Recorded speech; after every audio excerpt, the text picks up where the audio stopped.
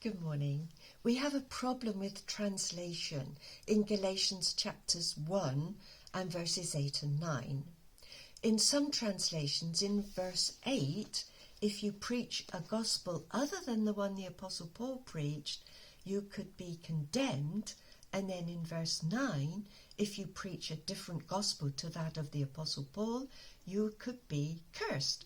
Now, in many languages, these two words have different meanings. But it's easily resolved because if we go to the original Greek, in both verses 8 and 9, it uses the same Greek word, anathema. So I'm going to read it to you from the Amplified Bible. Verse 8, if we or an angel from heaven should preach to you a gospel contrary to and different from that which we preach to you, let him be accursed. And in brackets they have anathema, devoted to destruction, doomed to eternal punishment, something awful.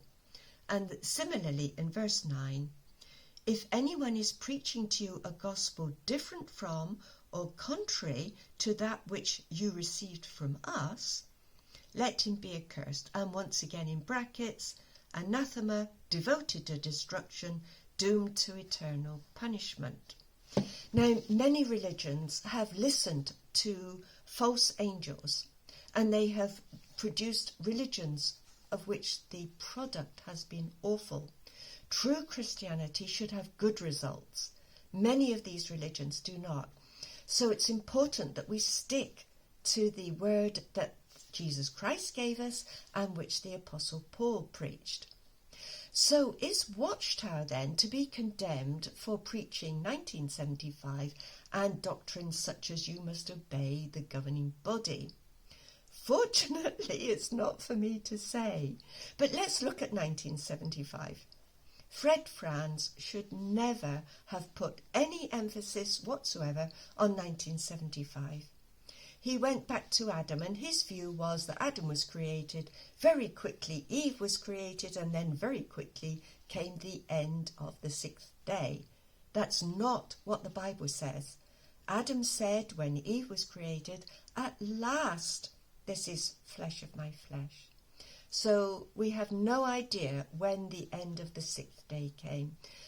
And we should not be so confident that we can interpret the Bible that we don't go and consult somebody else. Grant. Now, religion is not only what you preach, it's what you do.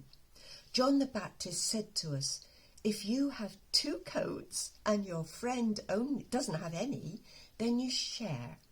You look after yourself, you keep a coat for yourself, but you make sure that your brother has something too. The rich young ruler who went to Jesus Christ said to him, what do I do? And Jesus said, sell your possessions, give to the poor, and follow me. He couldn't do it. And in James chapter 2, it says here, verse 15 and 16, if a brother or sister is poorly clad and lacks food for each day, and each one of you says to him, goodbye, keep yourself warm and well fed, without giving him the necessities for that body, what good is that? So we have to be careful what we teach in the way of doctrines. We also have to be very careful about what we do. So when Watchtower's governing body puts people out of Bethel and says to them, the Lord will provide for you, they are saying, keep warm and well fed. This is not acceptable to God. Instead, as Jesus said in John chapter 4 and verse 23, there's an hour coming, and it's now, when the worshippers will worship the Father in spirit and truth. This is the sort of worship that the Father wants. Yes, we worship in truth. We stick to the teachings of Jesus Christ, and we humbly accept his word. We do not teach our own ideas. Goes on to say, God is spirit, and those who worship must worship in spirit and truth. We know that the fruitage of the Spirit is love, kindness, joy, and peace. It's not harshness and being dictators.